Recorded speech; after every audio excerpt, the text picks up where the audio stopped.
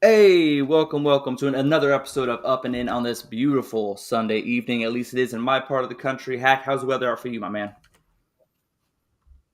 Beautiful out today. Nice day out on the Northeast. Yeah, it was definitely nice to get outside, watch some ball this weekend. Actually, got to play some ball this weekend, which was nice. Got to stretch the legs out. Shows that this old man can still do it. So that was fun. Hack, I heard you had a fun-filled day. Heard you went to a wedding. Is that right? Yeah, my girl's cousin got married. It was a beautiful ceremony. Even better at the reception. Nice time. Nice time. Interrupted me Well, hey, watching the Phillies, congratulations to but them. that was all right. No, dude, trust me. I woke up this morning for work at what was it? It was like 8:30. I got out of bed, and the game was already in the fifth inning or fourth inning. I was like, "Dang, this London start time had me all thrown off." I was ready to get up and watch some baseball, but I forgot that it was a 7 a.m. start. So I didn't get to see the beginning of the game like I would have liked to. But the game and the ending was fantastic. Obviously, as a baseball fan, whether you're a Mets fan, Phillies fan, or any baseball fan, the ending was absolutely a nail biter. Phillies up in the ninth inning. Mets came back, took the lead. Phillies had a chance again in the bottom half of the inning to retake the lead and win the game. Hack, did you by any chance catch any of those highlights at all today from today's game? Yeah, I was watching where I could when I could, getting updates on the phone. It was down the bullpen. I thought Walker today gave them more than I expected. So I thought when he left the game, the Phillies were in real good shape. I thought heading into the ninth, it was like, book it, Phillies are winning this. And Alvarado just melted down today on the mound. It's on Alvarado like, but I don't know, the extreme Phillies fan response is, dang it, we blew this game, like we suck, our bullpen suck, cost us, it just sucks. But it's 162 games. This happens to every team. Sucks it happened in London versus the Mets, but it's all right. They still have, the second best record, I guess, in baseball right now. The best record, I don't know, depending on what the Yankees do tonight. Yeah, of course. Yeah, that game just getting underway as well on ESPN. We got the Dodgers and the Yankees also on right now. But I mean, Hack, you're absolutely right. The Phillies bullpen was completely unable to shut the door on the Mets today, allowing 3 runs, 2 walks, one hit batter. And then in the ninth, they had a chance to ultimately win the game, loaded the bases, 1 out, and kind of like Gene in the chat already pointed out, Castellanos did ultimately roll into a double play to end the game. Home plate to first, not your typical double play. Very, very fun. Like I said, very, very fun ninth inning to watch. I think, what was it? 5 overall runs were scored. And then, of course, game one, it was all Phillies, 7-2. Bryce Harper starting it off for the Phillies in that fourth inning, hope with a home run. Soccer celebration, got the whole crowd pumped, got the bullpen, not the bullpen, got the dugout pumped, got the fans at home pumped. And then ultimately they scored 6 runs in that fourth inning, and the Phillies bullpen kind of shut them down the final 3 innings.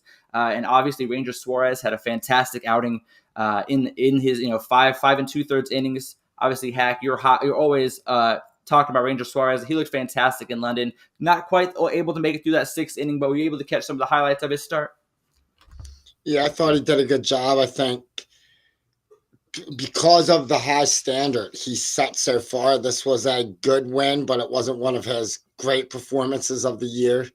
I as much as I say I got more than maybe I expected out of Walker today, I got less than expected out of Ranger. I thought he'd handle the Mets lineup a little bit easier, but I don't know, the travel.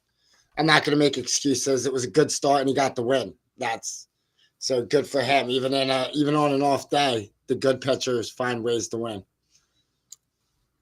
Yeah, I mean that's exactly what it is. And like I said, the Phillies bullpen didn't quite have their best stuff today. But again, Phillies are tied for the bet with the best record in baseball, so that's something to hang your hat on. Like I said, traveling to London, splitting the series. It's great for baseball, great for fans. Obviously, the Phillies went to London at the absolute right time. They've been absolutely on fire lately, winning 7 of their last 10 games. But another series was going on this weekend, not just the one in London, but a huge series that almost felt like it was postseason atmosphere. It felt like October, and that's good. And that was the Dodgers Yankees series. Like I said, it's another exciting series from the weekend. And actually, right now, like I said, it's on right now on ESPN. So if you guys can catch some highlights of that. But watching those games, it felt like the postseason to me. Obviously, last night got a little bit out of hand once Nestor Cortez got taken out. But when the starting pitchers were in there, like it was an absolutely neck and neck battle with the Yankees bullpen ultimately giving up 7 runs over the last 2 innings. Really is the reason why that score got so out of hand. But up until that 8th inning, the game was really close, very competitive. Nestor Cortez gave him was it 6 2/3 solid innings. Um, and then one thing that really shocked me was that there were so many stars in this game, and we're going to talk about them here in a little bit. But did you expect Teoscar Hernandez to be the one that outshined them all? I mean, 2 home runs, 6 RBIs last night alone. Absolutely beat the Yankees by himself. Or is that something that you're used to seeing this year? I mean, he's having a solid year for the Dodgers, and I think to piggyback on your postseason feel, in the postseason, the stars kind of cancel each other out in a lot of series, and unless a star goes, some sort of Mr. October-esque performance, it's the next step. Most people talk about the Dodgers lineup. Everyone knows the first 4 is good. It's the first 4. They're all stars. And I'm not. Well, we'll see who gets the start between Freeman and Harper.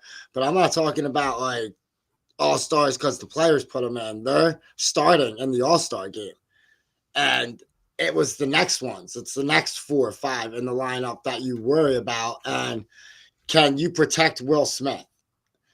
Can you protect Will Smith with Max Muncy out? And Hernandez stepped up. These are the performances that get you a lot of money when your contract's up. Yeah, I mean, again, he started off his first at bat today with a double down the left field line. His bat has been absolutely on fire. Like I said, 6 RBIs. Aaron Judge also 2 home runs yesterday. Probably not a very remembered statistic because the game was so lopsided, 11-3. But I just want to touch on game 1. I mean, game 1 is honestly like it felt like I was watching. I know it wasn't. I don't want to be no disrespect. Do not want to be disrespectful here, but it felt like Yankees Red Sox, like back in the early 2000s when Aaron Boone hit the home run. Is it fair? Is it foul? Like that's the kind of atmosphere it felt like. Like I wish I could have been at the game. It was extremely exciting. Yamamoto had a fantastic start, going 7 innings, only giving up 2 hits. He's really come into his own in the league, and he really shut down that Yankees lineup.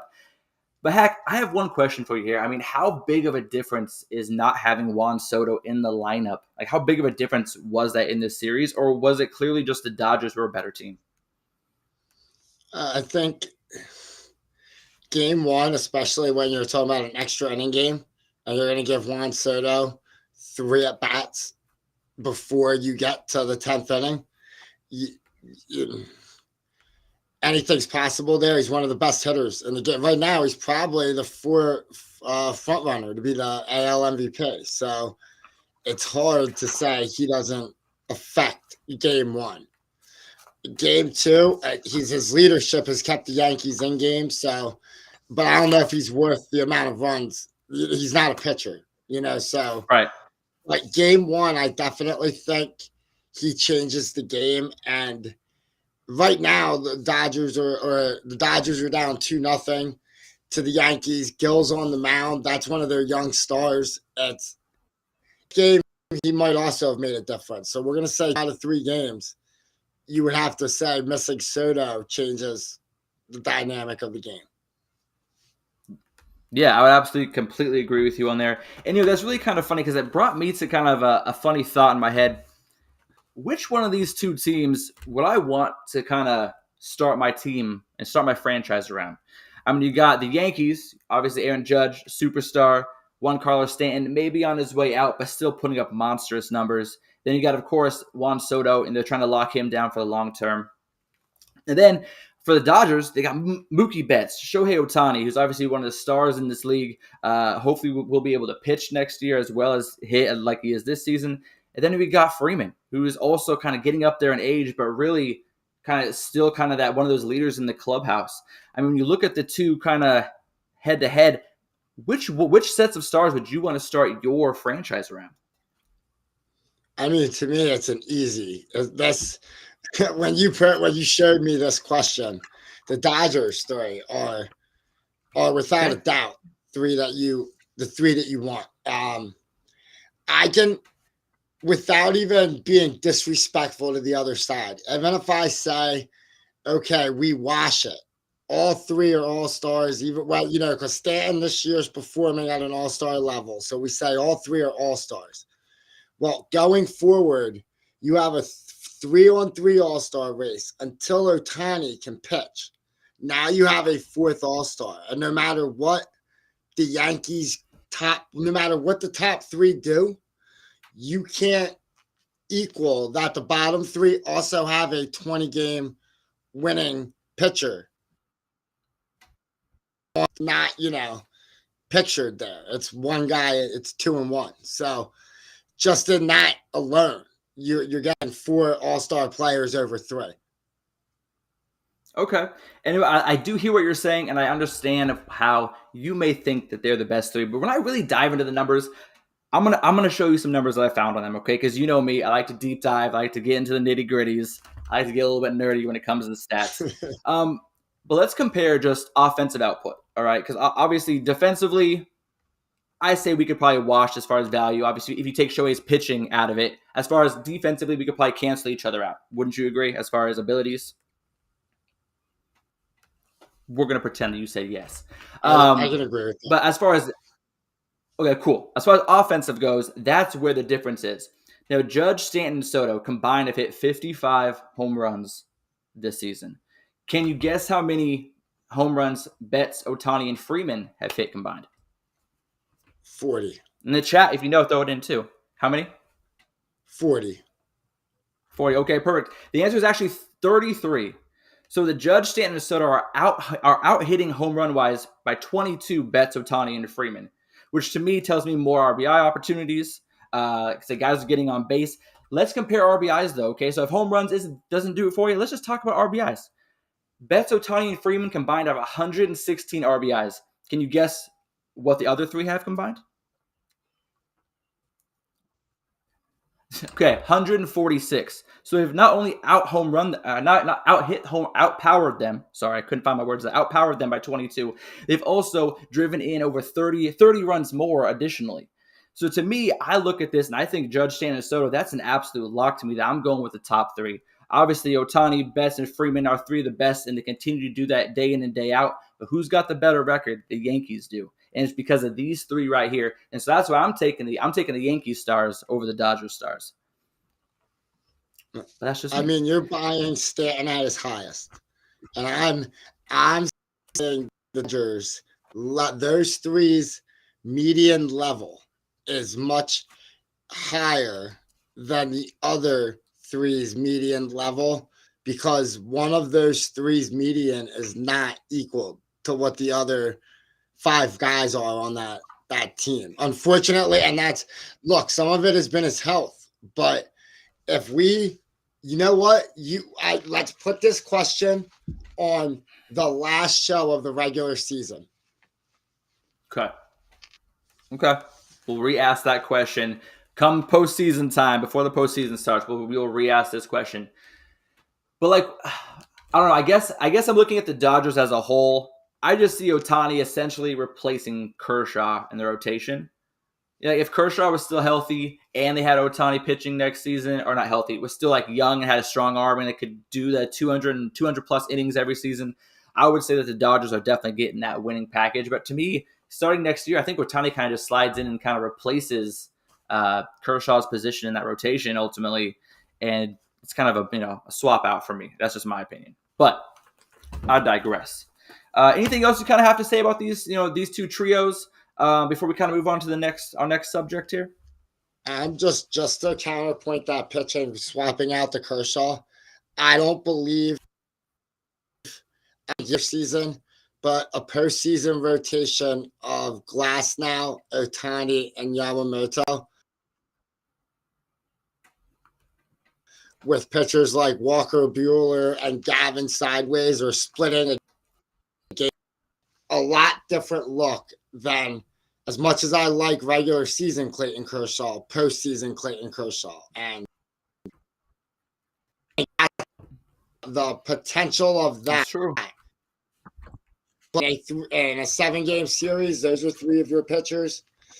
It's a heck of a pitching lineup, and that's coming from a Phillies fan. That I believe we have a heck of a big 3, but that's a heck of a big 3.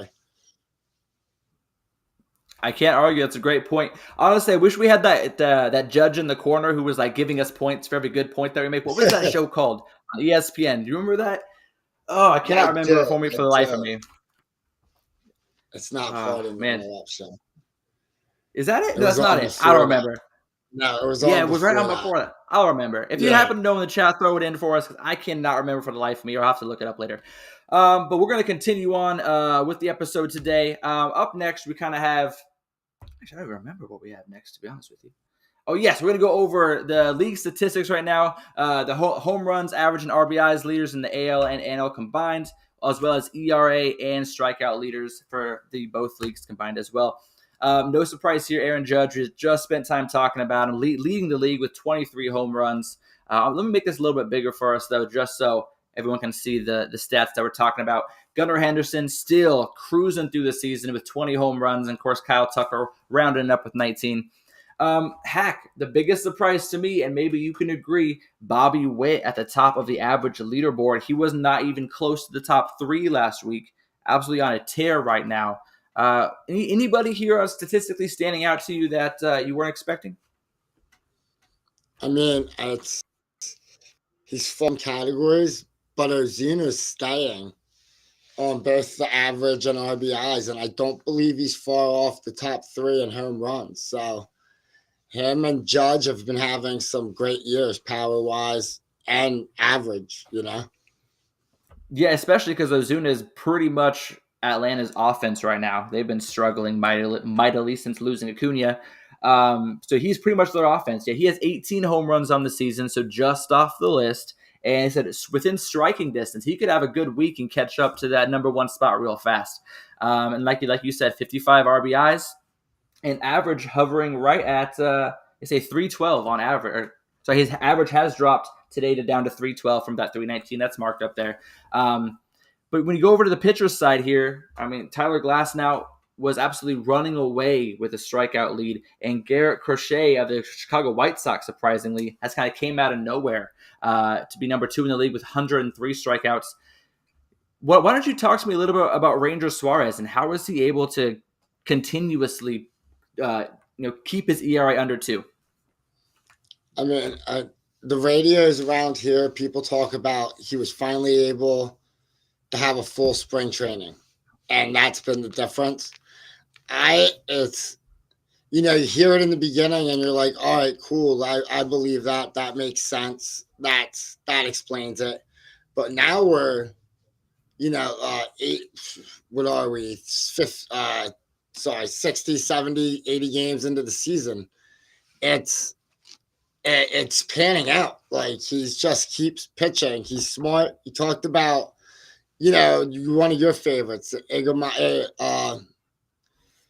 Igmaga, and he's smart about who he pitches to, who he doesn't give, he doesn't make mistakes to the wrong hitters. And Suarez this year, it's not that he doesn't make mistakes, he just makes them to the right guys in the right moment. Yeah, I mean, hey, I haven't quite caught as many games this season as I have, but every time I tune in, he seems to be, getting ahead of. For me, the difference I see is that he's getting ahead of hitters this year more than he was last year. Maybe that's because, like you said, he had a full spring training, but the defense behind him is really solid. I mean, the Philadelphia is one of the best teams defensively as far as percentage-wise in the league, and I think it has a lot to do with them finally locking down, for a first baseman. I think a lot of their issues in the past, and you can agree or disagree with me, was they had a lot of issues kind of at first base fielding. Bryce Harper's really stepped in there, kind of solidified that corner. Would you agree with that assessment? Bryce Harper is infinitely better than Rhys Hoskins at first, and it is what it is, so it's not a problem that you can really fix. but Sosa's a better shortstop than Trey Turner defensively. Sosa makes our defense better, but he can't, he has done an admirable job filling in at the plate. He has a great average right now filling in, but this is him playing at his peak, and his peak is Turner's median. But defensively, he upgrades the Phillies tremendously. It's such a difference on defense that in the postseason I could see, as unconventional as it is, in the eighth inning, if Trey made the last out or his spot's not supposed to come up, you have Sosa in there for defense because Trey is a defensive liability. It's no disrespect. I think he's a great player, but Sosa makes our defense so much better. Well, there you have it from the mouth of a Phillies fan. Like I said, the defense is looking good right now. Like I said, they're what is that? They've won 7 of their last 10, absolutely on a tear. Like I said, they have a 6.5 game lead over the Braves. I think it is. Let me double check here. 9 game. It's up to 9 game lead over the Braves right now, which is absolutely crazy to me.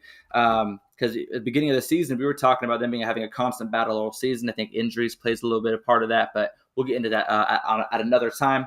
But there you have it, folks. Those are kind of the statistical leaders. We'll touch on some other stats next week. But we have another segment we kind of want to get into today. And that's going to be talking about the division leaders here real quick. And then after we talk about the division leaders, we'll go into what the wild card is looking at like. I know it's a little early, but why not dive in now? And then after that, we're going to talk about some, who is a true contender and who are those pretenders. And then we're going to end the show with talking about a couple of special baseball players from the past, kind of bringing you guys up to speed with who they are and what they're about, because there are a couple names you're probably going to be hearing a lot more about. So, heck, this image I have not changed in over a month. I haven't changed one team in, one team out. This has kind of been your leaderboard. Who out of these 6 teams, and I'm kind of putting you on the spot right now, who of these 6 teams are you most surprised with and that they've led their division for this long? Milwaukee. And that's not because of lack of talent. I think they're playing, way above their heads right now. And eventually, if you keep playing way above your head, maybe that's just who you are. And we all had it wrong. But it's the other teams on this list we had in the postseason, or a different show or a different ranking system said this team's going to make the postseason, and here's why. There weren't many people saying that about Milwaukee. And it's, again, we're heading into the All-Star break. The All-Star voting's coming out soon, and they're still in first. You say, haven't switched this in 6 weeks. Yeah. I think that the Cubs, like I said, me and you'll talk more about it, really are trading Luis Robert and the crochet pitcher out. Where he lands up on some of these teams is going to change these races. But Milwaukee surprises me. How about you? I think for me, it has to be the Mariners. I mean, you got the veteran Houston Astros, who have really kind of had a really off year, obviously sitting 5 games under 500 and 5.5 games back. And then you got the defending champion Texas Rangers, with one of the scarier offenses in the league. And they've kind of hit a slump there, have a losing record at home, a losing record on the road. They're barely outscoring their opponents, they're 5-5 in their last 10. I mean, I'm surprised the Mariners, especially with the Mariners have only scored 251 runs this season, and they've only outscored their opponents by 5 runs. Okay, so that to me is what's worrisome, because that's a lot of close games. Okay, and like I said, if your pitchers hit a stretch where they struggle, or if Luis Castillo, for example, were to have to miss a couple starts, I mean, they're that small of a kink in their wheel from kind of going off course really easily. So I really need to see more from their offense. I need to see them start scoring 6, 7, 8 runs more consistently. Because like I said, they can't put all this weight and stress on their starting rotation and their bullpen for a full season and not expect there to be a downslide somewhere. So for me, it's the Seattle Mariners. Like I said, the Guardians, we kind of saw them kind of taking it, a little bit of battle, with a little bit of pushback. The Kansas City Royals, only 3.5 games back. That's an exciting young team who struggles on the road, but damn, when they're in Kansas City, man, they're 24-10. They're coming up fast. So that's an exciting team to watch. Obviously, like I said, we got the Yankees. They are 2 games up on Baltimore. The Yankees may be tied for the best record in baseball, but they have the slimmest lead of all 6 divisions. With the Orioles right on their heels. For me, like I said, the Dodgers, Phillies, like I said, with all the injuries Atlanta has, the Phillies make sense. So, yes, for me, it's the Mariners.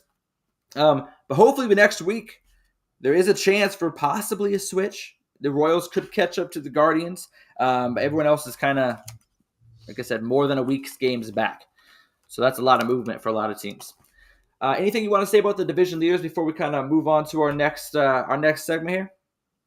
I think you did say the Dodgers and Phillies, I think, barring some craziness, they've locked up their division. They look like far and away the 1 and 2. We'll see how that shakes out if they really go after each other to see that. And as good as the Yankees have looked, I think they have the toughest competition, and that's for their division because the Orioles are right there with them. I'm real excited to see this weekend the Orioles play the Phillies. So I think that's going to be a great matchup this weekend, kind of reminiscent of this weekend's Yankees-Dodgers, where you have an AL, NL, both big teams looking to go at it. So we'll get a gauge there to see how those teams look. Is that game in Baltimore or is that game in Philly? Or the series in Philly? Baltimore. It's in Baltimore, but they expect Camden Yards to be not overrun with Philadelphia fans, but there will be a presence of Philadelphia fans at that game. Well, yeah, the drive down to Baltimore. There you go. The drive is what? An hour and a half? Well, then you got to get some video for us, Hack, for sure. What is it? It's only like an hour and a half away, right? I can't quite remember. Not that bad. They say that there's a lot of stuff to do, so we'll see. Like around the stadium for us to kill time before the game. Well, then you got to definitely get some footage for us so we can show everybody what it's like at Camden. But yeah, no, that's great. I wish I was going with you, man. That sounds like a great time. We're going to go to this next segment here real quick. We're just going to jump on because I know we're about halfway through our show right now and got a little bit more than half of the stuff to cover. 1 second here. All right, and we're going to go over our wild card teams. Oh, looks like I might have lost Hack's cam there. Give me 1 second, folks. All right, so this is the AL wild card standings. Let me make this guy a little bigger. There we go. Perfect. So we got Baltimore and Kansas City in the top 2 wild card slots in the AL. And we got Atlanta and San Diego in the top 2 wildcard spots in the National League. We got, let me see here. We got the Minnesota Twins. They are 5.5 games out of that second wildcard spot. And then we got the Tigers and Boston are both 7 games back from Kansas City.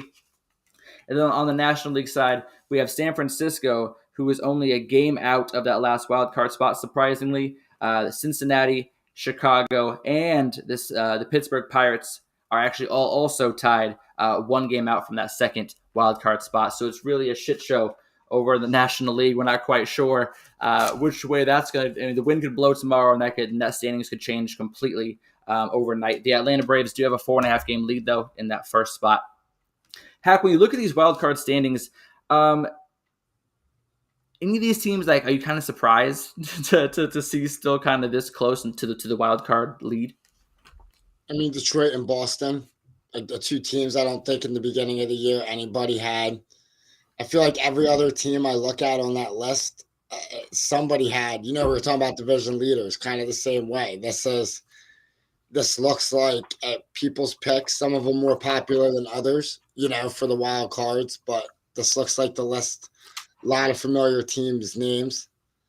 But Detroit and Boston, I don't think any of us had those teams in it. Very intriguing what they do as we get closer to the trade deadline. Because I don't think since we didn't have them there, they might be overperforming. And do you buy? do you do you sell when like there's actually maybe a little bit of excitement in the area because they're not that far away from Kansas City, and in the Yeah, NL, no, anything can happen. no, that gives me an idea for a segment for later on. We'll right before the trade deadline, we're going to do some buy sell, buying or selling type talking about these teams. Honestly, for me, I'm surprised. One, as a San Francisco Giants fan, I'm surprised San Francisco's as close as they are, only a game out. Cincinnati and Chicago's been tailing off. But here's the crazy thing: only 3 of these 10 teams have a winning record. Okay, or sorry, four of these teams have a winning record, and only one of them on the National League does. It's crazy to me because this is going to be the craziest thing you've heard all day. The Miami Marlins are only 9.5 games out of the wild card. 9.5 games. They I have the mean, second worst record in baseball, and they could be in the top wild card spot in 2 weeks. That's is that a kind of is that saying how bad the National League is, or is that more how tough the National League is, where the talent's more balanced? So I mean, what do you think bad, the issue is? bad. There's a lot of bad pitchers. There's bad teams in the NL. But the flip side of that is because they're so bad and there's so much parity at the bottom that it gives so many teams a belief that they're in it. And I'm not talking about like your favorite team. I'm talking about the teams not on this list, like the Nationals that are closer than the Marlins, the Pittsburgh. And I don't believe Pittsburgh should sell its young talent, but you also shouldn't buy this year because you're not ready yet. You should just hold and wait, be patient. But like in a normal year, this list, if Atlanta's healthy, there's only really one wild card spot in the NL, and that would have it makes it fun if all the teams, even if it's bad baseball, coming down to the wire when there's 7 teams for 1 or 2 spots. People like that, and we'll be watching Well, it. see, We'll be watching crappy baseball. oh yeah, I plan on doing a wild card update probably every couple weeks, not every week because that's unnecessary. But every couple weeks, I definitely will be updating this. And Hack, it's funny that you said the Braves, are kind of like a guaranteed wild card spot, and we're going to talk about them a little bit later. But like, they're 4-6 over the last 10. Their offense is stuttering since losing Acuna. The loss of that leadership in the clubhouse. I don't know if Atlanta is necessarily a lock for the wild card anymore. I'm just saying. And you know what? The Nationals, because you mentioned them, I did say they were going to be over their win total this year, and they're already halfway there. So shout out to the Nationals. Keep rolling with it. But talking about these wildcard teams really got me thinking. And you know what? I was kind of curious what you were thinking as well. So I made up a little list here, and we're going to go over it, kind of talk about these teams in a little bit of detail. And I'm going to call this the contenders or pretenders.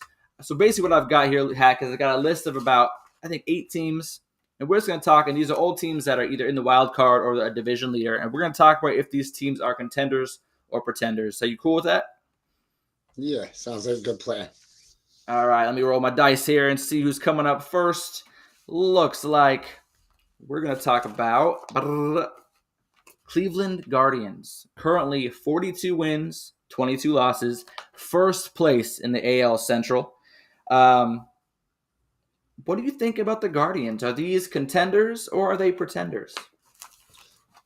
I mean, I believe they were the 1 seed right now if the playoffs started. So it's hard to call them pretenders. The J-Ram is playing like he's turned back the hands of time a little bit at the plate. He's producing at a high level.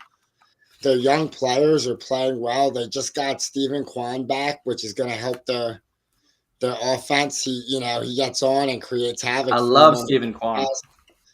he's actually an above average defender too. So there's a lot of things Yeah. he does. I feel like that's the Guardians as a team. You only really know Ramirez, but they have a bunch of like the Naylor brothers and stuff that do what they need to do for that team. And I'm gonna have to I believe they're contenders right now. Yeah, I mean, honestly, I can't. I was trying to find a way to convince myself that they weren't, but they absolutely are. Like I said, they got 41 wins.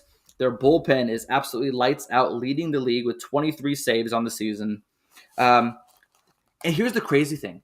The Guardians are 26th in the league in quality starts, which means that their bullpen is getting more work than 25 other teams in this league, and they are leading the American League or second in American League in win total.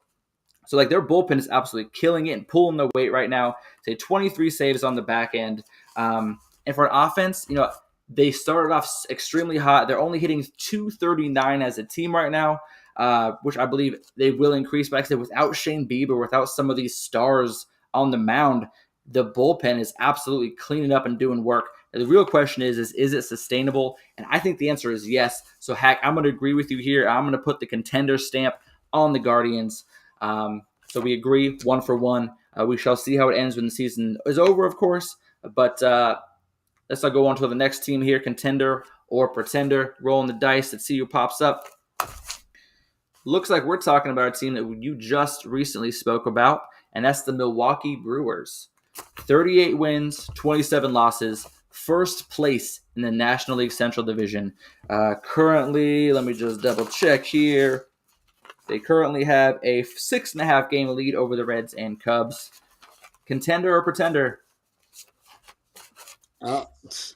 Pretender. And they just played in Philadelphia. They got swept. They're a good team, but this isn't, or do I think you're going to make the playoffs? This is contender or pretender. So as constituted today, pretender. Okay. All right. Well, here's what I'm going to say, Hack. This is where we're going to kind of disagree. I'm going to say that the Milwaukee Brewers are a contender, and here's why. Yes, they had a rough series against the Phillies, but truly, I think that was the Phillies more being like, I'm tired of this talk about we haven't played anybody. We're just going to wipe the floor with somebody. And that's who the Brewers are. I'm not saying that there should be the front runner in, for the World Series contention, but I think they're definitely in contention and could be a division series, could be a division series Cinderella. But listen, just hear me out for a second, right? 323 runs scored this season. One of the only teams over 300 runs. They're third in average, batting .257, and their team ERA is under 4 at 3.68. Okay, they're fourth in hits and third in stolen bases. A team that can score runs gets you to October. A team that can pitch well and can shut teams down on the back end is a team that can win in October. And I think the Brewers have a team that can get there, and I just think that they have a little bit of work to do. I think they're going to be buyers at the trade deadline, somewhere for the bullpen or maybe even another starting pitcher. We shall see. I'm going to say the Brewers are contenders, and I think them running away from the Central like they are. I don't think that is. I don't think that's a mistake or an accident. I think that's who the Brewers are, and I think they kind of took the disrespect in the beginning of the year. And I mean, they're 16-8 against their own division.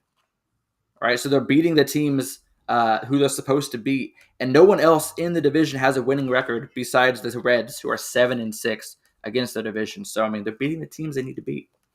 So you think pretender? I'm saying contender. I like it. I like when we don't agree.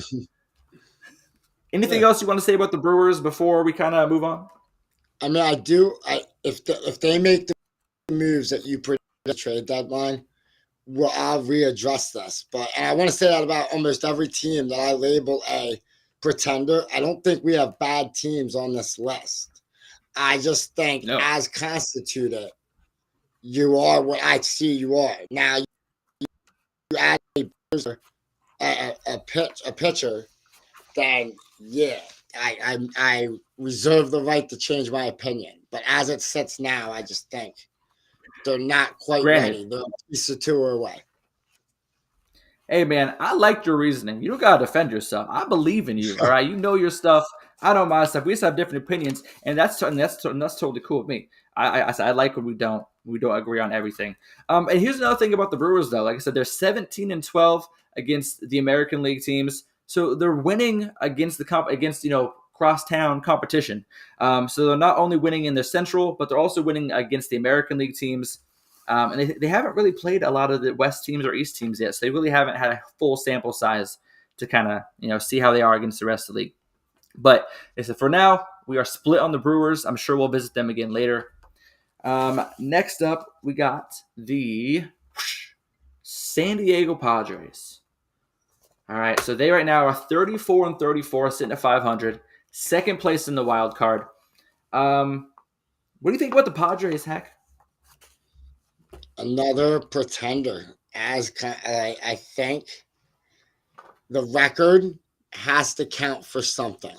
And right now, as good as the names are that you fill out on the lineup card, the names that you throw up on the pitcher's mound, if you take Cease out, it's hit or miss with this team. And I know, like, I'm gonna bust your balls a little bit here.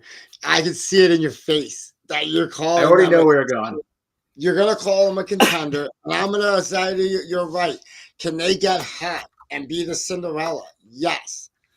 But is that like likely with what our eyes have seen from them in the last what are we at 68 games? No, they don't look like they look like they could win the first round, but they look like a team that wouldn't be able to pitch with the Dodgers or the Phillies lineup. And Manny Machado has aged tremendously this year. He's still a good ball player, but the days of elite Manny Machado might be gone. Not that he's Ooh, not good, but gone for the elite game changing third baseman that he was. okay. All right. I mean, when I look at the Padres, I look at this. I look at how teams are at home. Home games are the games where you're supposed to be the most competitive and are the games you're supposed to win. But here's what the Padres are at home: 15 wins and 20 losses. They don't have a winning record at home, and the Padres, honestly, because I'm a Giants fan, but the Padres have a great fan base. Okay, if you go on to any Padres fan group online or any baseball group, Padres fans are great. They can take a kick, they can take a shit kicking, and they can dish it back out. They're great fans. So shout out to Padres fans. Win for them at home, damn it.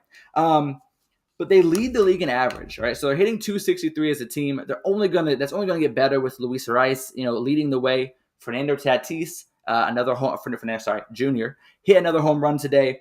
I mean, it's not really all about Machado, but for me, it's like you look at kind of like we talked about the Yankees and the Dodgers' big three earlier.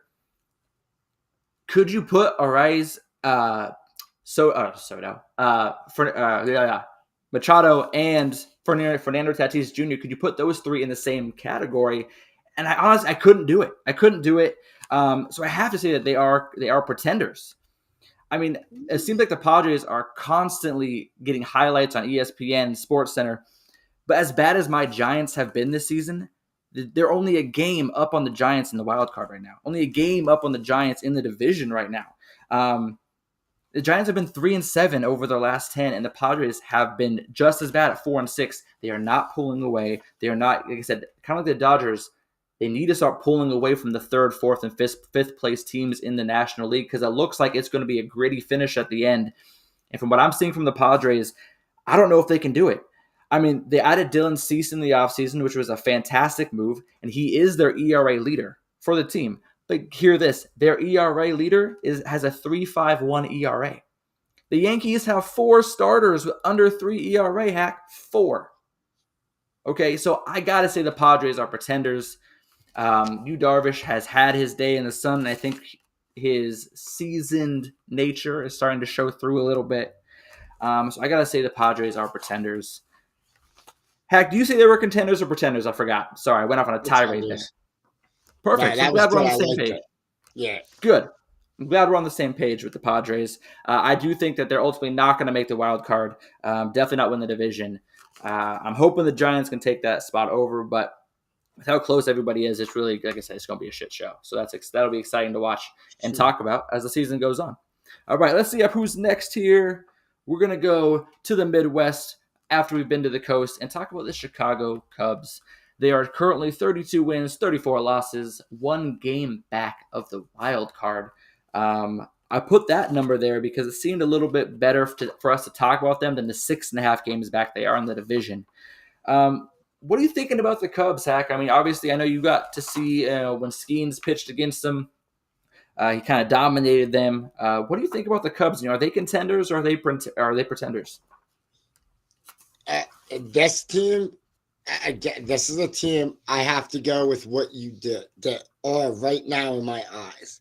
Because, like, my heart says that you're a contender. It's the team things this year, and I think they're talented, but that's my heart. My eyes see Justin Steele come back from his injury and not be the pitcher that we all thought he was. And as good as Assad and I always butcher Amaga have been, Imanaga. Iganama. Yeah, You'll get it someday, Hack. I'll nah, teach you. someday I will. Like, as good as they've been, they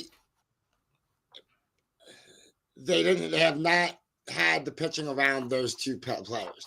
And it seems like in some of their best starts, that's the game Chicago decides not to hit. And if they're not going to win 2-0, they're not going to win the game.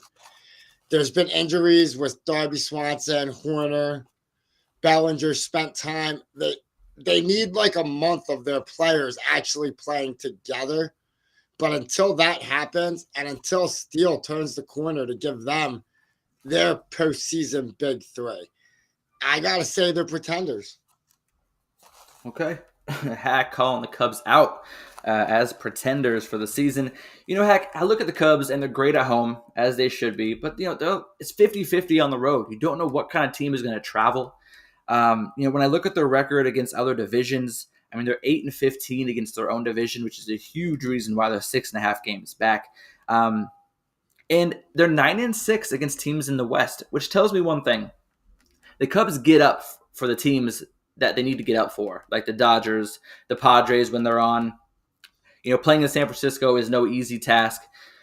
So they get up against the teams they need to, but against teams like from the Central Division and even the East Division, like the Nationals and the Mets, they can't pull out those close games. I mean, I think that this is going to be kind of contradictory because it sounds like I'm talking negative about the Cubs, but the fact that they're still only one game out of the wild card this season with as bad as they've been on the road and as bad as some of their pitchers have pitched, they have Shota Imanaga and they have Javier Assad, and those two have been absolutely holding it down.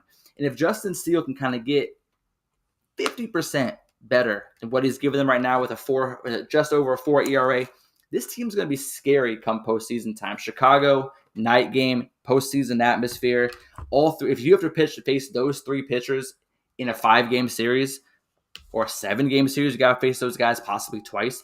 I mean, I got to say the Cubs, and I say this reluctantly, but I got to say that they are contenders. I do. I got to say that I think they're contenders for sure. I just need to see a little bit more from them. I think like this is their rough patch of the season. And by the end of the All-Star break, I think they're going to be on the Brewers' heels for the division lead in the Central. I know I was high on the Pirates, but I'm kind of shifting gears a little bit. I'm seeing what the Cubs could be. Anything kind of rebuttal as far as what you're thinking, Hack, as far as why they are pretenders? I want you to be right. I want you to be right, but my eyes have not seen you take on it. But okay. I do want you to be right in this one. I hope I'm wrong and you're right. Good. Well, we're going to find out who is right here soon. Well, not soon, but in a couple months. We're going to follow it the whole way. We're going to move on, though. We're going to get through the next couple teams a little bit faster. Some of them we've talked about in more detail. But, Hack, I've talked about the Mariners, and I think that – and I'll go first here because I kind of already said what I needed to about the Mariners. Where's the thing else? Oh yeah, they're 13-6 in one-run ball games. That's how strong the Mariners bullpen have been, and their starting pitching has been. That's not sustainable.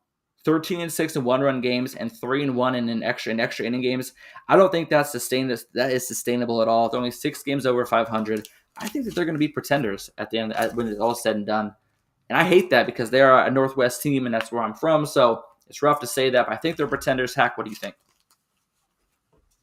Because I picked the Astros to still win that division, pretenders. I sticking with the guns. Score runs. Yeah, baseball, you need to score to win. I'm not going to go too far off, but I was watching a documentary today called Fastball, about like hitting and pitching a fastball. Bob Gibson talked about his great year that I think his ERA was 1.15. He said I lost 17 games or something like that because the only way he won was if he won 1-0. So you have to score. As good as you can be pitching in these close games, eventually you have to be able to score to win. And that lineup, they have the names are say they should be better, but they're not scoring and they're not pulling away from the teams in that division.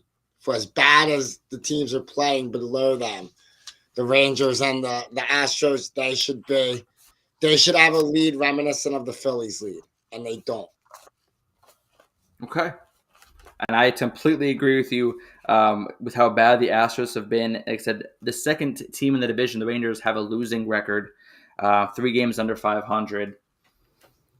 They should at this point be up double digits, in my opinion, probably 9.5, at least 10 games up at this point. So it is a little bit of a disappointment. Again, I think that they're pretenders, and these kind of what you're saying is a lot of the reasons why. Like you can't keep winning, you can't rely on winning close games because eventually, at some point, the bullpen's going to give up that run, or the offense is going to strike out with the bases loaded. And they've been doing that a lot this year. Not necessarily with the bases loaded, but they're not scoring with runners in scoring position. So hopefully by the All-Star break, they're able to kind of get that fixed and get the offense rolling, so they can hit the second half, in stride and prove me wrong. Because I'm surrounded by Mariners fans. I want to be wrong. I want the Northwest to be excited about baseball and excited about the playoffs. So I hope I'm wrong.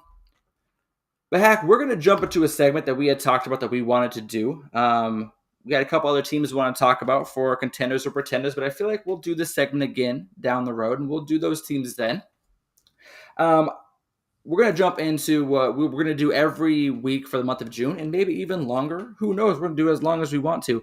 But Hack and I, we're going to talk about a Negro baseball league star from the past, and who they are, what they've accomplished, and why you're going to be hearing a lot about them. A lot of these guys, their records and their accolades have been brought over to be combined with the Major League Baseball records and accolades, and which is obviously it should be. Hack, talk about that a little bit. Obviously to see that finally happen, that's huge, right? Yeah, I mean, I think it's long overdue. As me and you have talked, privately about how I feel like my dad, personal stuff here. My dad was born in 1940, so he saw like the remnants. He was alive before the game was integrated, and these are the players that my dad told me about.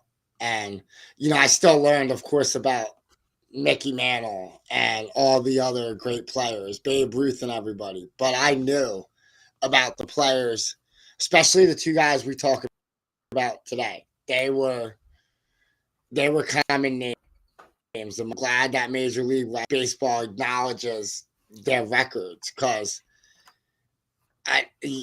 unfortunately, they didn't get a chance to play integrated baseball, but neither did the other side's records. So to me, it was just nice to see some recognition of some of these players and people's names getting out there. We're going to talk again. I say this week, I purposely picked these 2 guys because you have to start off with the heavy hitters, and give respect to those guys. But hopefully throughout the weeks, we're going to, bring up some names that people aren't so familiar with, but have left a legacy on the other side of the game that maybe people didn't know that this guy inspired an Ozzie Smith or Vince Carter, Willie McGee, Ricky Henderson, their type of inspirational players. Yeah, I'm excited. Honestly, it's been educational for me as well. Knowing, finding out things I did not realize, had gone on, and records I didn't know existed, things like that. So we're gonna dive in. Hack, who do you want to talk about first? I think it's only right because we talk about Satchel Paige first. All right. The fun fact about him: he was inducted into the Hall of Fame in 1971, and he was the first Negro leaguer inducted into the Hall of Fame. So I think it's only right we start with the inaugural Hall of Fame member from this league. Yeah, there we go. Mr. Satchel Paige, he debuted for Major League Baseball. He made his Major League debut at 42 years old. To me, that's wild. I'm 33 years old, and I still need to stretch to get out of bed in the morning. And this dude was doing it at 42 years old, held a record of 124 wins, 82 losses, ERA under 3.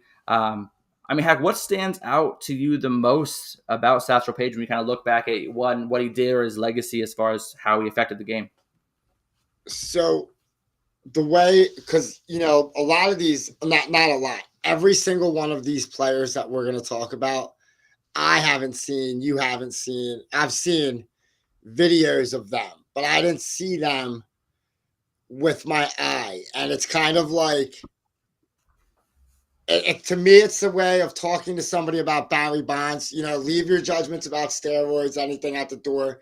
That man hit a baseball unlike anything I've ever seen. And you can't appreciate it with like video of it. It's something that if you don't live in that era, you can't appreciate. And like Satchel Paige, the numbers don't jump off the page at you. It's that when I was going back and looking at his numbers today, I was like, man, if I didn't have the stories of what he did and the exhibition games that he pitched to sold out crowds where he went around striking out major leaguers, that these stats don't count in this, you might just be like, wow, he's just a regular pitcher, like he only had a 60% winning percentage. And some of the guys we're going to talk about have much higher strikeouts, wins, complete games, everything. It's just the man was such a attraction and so good at what he did as an ambassador for the game. If not the best Negro League pitcher, he was definitely the biggest personality of the Negro Leagues. To my recollection, at least throughout history, because again, I can't speak to the moment in time. I can only speak to how history is written and the stories I'm told. And he was definitely the star of the show. He was just like how Jackie Robinson was the first black male athlete to play in Major League Baseball. He was the first black pitcher to pitch in the American League, and he was also 1948. He became the first player to ever have played in the Negro Leagues to pitch in the World Series, winning the World Series that year with the Indians in 1948. So, like I said, he was really kind of pitching in the thick of it. Integration was really huge. Like I said, he was the seventh black player to play in Major League Baseball, so he's a huge part of the history and ultimately the culture that baseball is now. Anything else you kind of want to say about Satchel Paige before we kind of get into the next gentleman that we're going to introduce? No, I said I'm glad he's getting recognized, because this was the guy, like when I was playing Little League, I said, call me Satch. That was the nickname I wanted to be, because my dad had told me stories about him and Bob Gibson. So those were coming up for me, the two pitchers that I thought were the epitome of pitching. Hey, I'm with it, man. I can't argue with that at all. Why don't you go ahead and let everyone at home know who's watching? And again, thank you so much for tuning in. Who the next gentleman that we're going to be talking about today? And again, folks, we're almost wrapping the show up. About 10 more minutes with us. I appreciate you. But heck, who are we going to talk about next? Next one we're going to talk about is the second inductee into Major League Baseball Hall of Fame. In 1972, Josh Gibson became the second Negro League baseball star to be inducted into the Baseball Hall of Fame. I think I don't need to go over his stats with you, because I think the last week he's been the face of integrating the stats, because this is the man Absolutely. that took records from, established records that we never thought would be broken or could be broken, are now broken by this man. And he was a quiet, again, another story, like I don't know this. I'm just relating stories that I've heard, but he was a quiet man. Uh, could hit. He's the last player to ever win the Negro League Triple Crown, and he won it back to back years. So and then nobody won it since that day for him.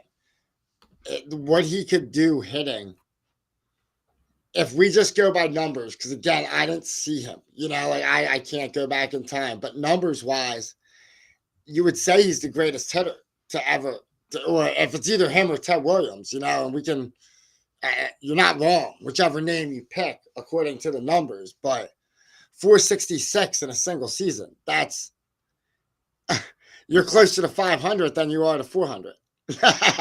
And that's bananas to think about, like 500 in a Major League Baseball season. It's just, it doesn't, we don't, what his numbers are, we haven't seen numbers like that ever. Yeah, I mean, this is just the records that he is now the new leader of. Ty Cobb was the leader for career batting average at 367. Josh Gibson is now the new leader at 373. Career slugging percentage, it was Babe Ruth at .690. Josh Gibson is now the leader with a .718 career slugging percentage. Obviously, you can see these numbers in front of you as well on the screen.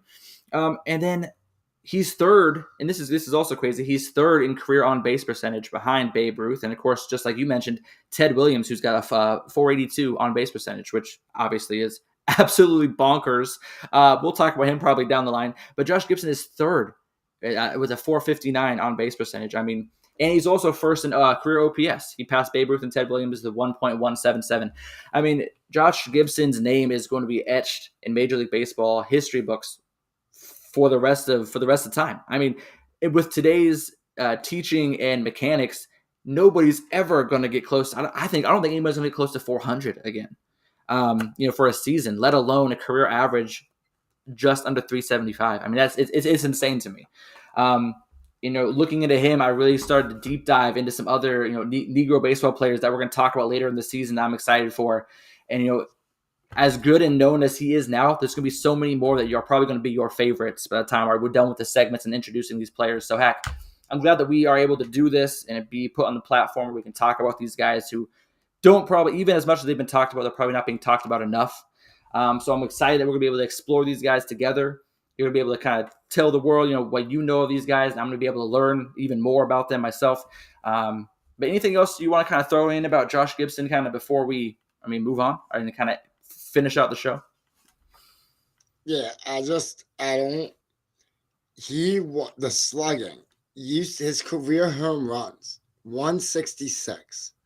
Think about, he took a slugging league, a stat that's meant for home run hitters, and won the slugging from Babe Ruth. It's just, this man's ability to just hit and generate it's astounding. It's just, I'm very glad that he's being acknowledged in the record books now, because we can talk about, I don't want to spend too much time on it, but you can talk about stories, and stories eventually die. I just, they die out over time. But what doesn't?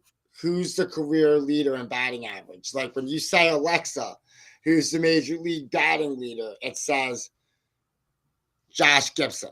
You know what I mean? It's just, I know it's corny, whatever. Sometimes people are like, it's not a black-white. And I'm not saying it's not a black-white thing. It's not a race thing. But just as somebody that grew up with those is also my heroes, to know that they're finally, if you ask the question, their stats are acknowledged. It's nice. It's nice I finally lived in a world that I see that. And that's, my kids see it. That's a good thing, I think. Anyway. Absolutely. No, I completely agree with you, Hack. And like I said, this is just the first segment. We're going to continue this next weekend, the weekend after, and we may do it to the end of the season. Who knows? And if you have anybody that you want us to talk about, go ahead and throw it in the chat, DM us, whatever you want to do. We'll talk about them for sure. But heck, honestly, said it's time to wrap the show up. I think it was a fantastic show. We got to talk about a lot of teams, a lot of players, and also we got to touch a little bit on history. Anything else you kind of want to say before we sign off for the people at home? No, just a quick side note: watch NCAA baseball or softball, whatever. Like we talk a lot about Major League Baseball, but before we came on, I was watching the Florida Clemson game. It's just these kids are out there playing hard every day. Every game matters here, and I don't know if I'm not telling you to turn off the Dodgers versus the Yankees, but if you have an extra minute or two and your favorite team's not playing, check those kids out because the college and softball, both of them are. It's just exciting to watch these young kids play, and they're making moments every game. Something crazy happens. It's fun time. Good stuff to watch. That's a great shout out because Oregon is actually playing right now, who is my favorite college football team and college baseball team as well. Oregon Ducks, they're up 7-4 against Texas A&M. They did lose yesterday, so it's kind of they got to win or go home today. But yeah, honestly, had great call out. College baseball is absolutely at an all time high right now as far as technology. Like I said, these players are absolutely ridiculous hitting these bombs. It feels like there's like 5 or 6 home runs a game. It's exciting to watch. As the guy who loves offense, sign me up. But folks, as always, thank you so much. I'm Black Elmore. This is my main man Hack. We appreciate you every Sunday, 8 p.m. Eastern Time, 5 p.m. Pacific Standard. And with that being said, let me get this thing ready here. We're going to sign off. So we appreciate y'all, and we'll see y'all next weekend. Thank you. Have a good week.